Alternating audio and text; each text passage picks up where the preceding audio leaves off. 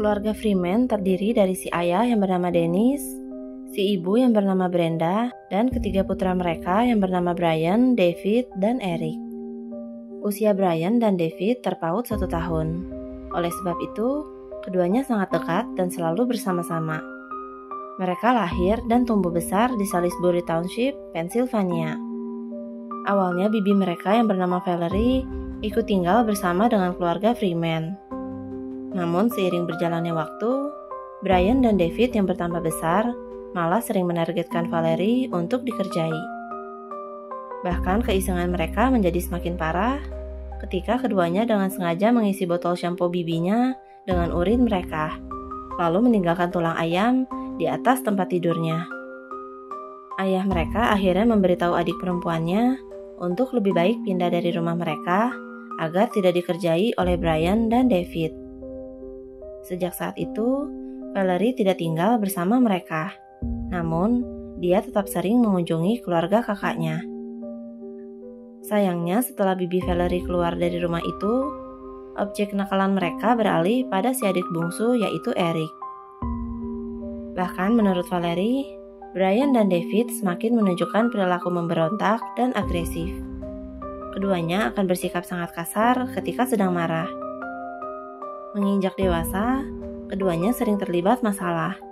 Dalam 1 tahun, kepolisian Salisbury dapat mengunjungi keluarga Freeman sampai 5 kali. Hingga pada tanggal 26 Februari 1995, Valerie yang datang berkunjung dikejutkan dengan kondisi rumah yang tidak seperti biasanya. Pintu rumah kakaknya dikunci rapat, sehingga Valerie tidak dapat masuk. Padahal biasanya, Brenda tidak pernah mengunci rumahnya. Lalu ketika Valerie memanggil kakak iparnya, tidak ada jawaban. Saat Valerie mencoba mengecek garasi, didapati kalau mobil truk kakaknya masih ada di sana. Akhirnya, Valerie mencoba peruntungannya dengan membuka pintu geser yang terletak di samping rumah. Pintu itu rupanya tidak dikunci, sehingga Valerie dapat masuk dan mengecek keadaan penghuninya. Tak berselang lama, Valerie berlari ketakutan menuju rumah tetangga dan meminta bantuan. Polisi yang datang ke lokasi segera memeriksa ke dalam rumah.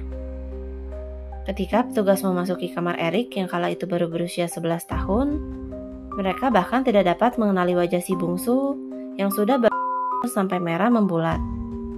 Lalu di anak tangga menuju lantai 2, didapati jasad Brenda yang berusia 48 tahun dengan mulut terbuka dan tubuhnya dihujani dengan luka.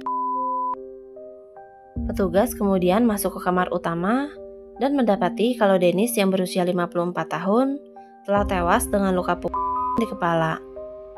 3 hari kemudian, Freeman bersaudara segera ditangkap di rumah teman mereka. Rupanya, Brian dan David telah menganut ajaran neo-Nazi. Neo-Nazi merupakan sebuah ideologi yang ingin menghidupkan kembali Nazisme. Brian dan David seringkali memakai seragam militer, mentato dahi mereka dengan bahasa Jerman, dan mencukur habis rambutnya.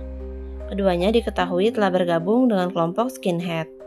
Kelompok ini memiliki ciri khas berupa kepala yang botak. Brenda disebut-sebut sangat takut kepada kedua putranya.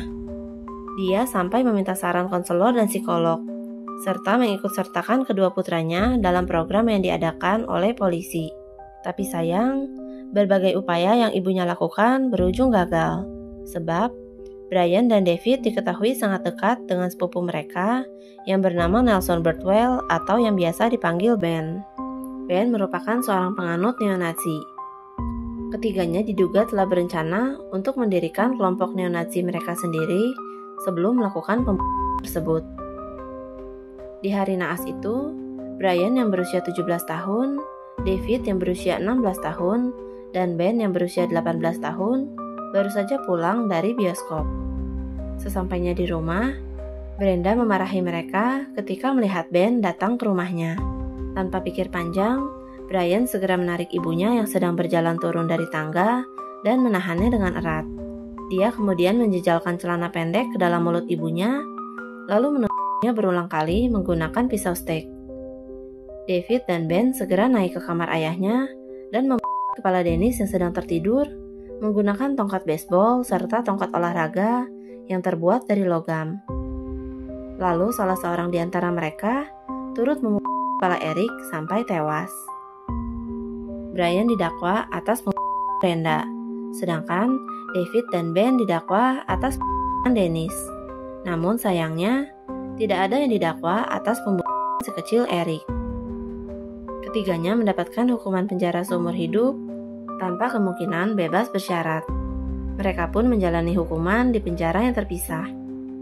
Di peringatan 20 tahun sejak kejadian itu, Brian dan David menunjukkan penyesalan dan merasa bersalah.